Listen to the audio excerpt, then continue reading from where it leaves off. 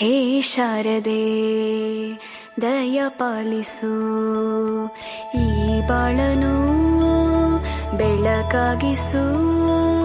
ಹೇ ಶಾರದೆ ದಯ ಪಾಲಿಸು, ಈ ಬಾಳನು ಬೆಳಕಾಗಿಸು.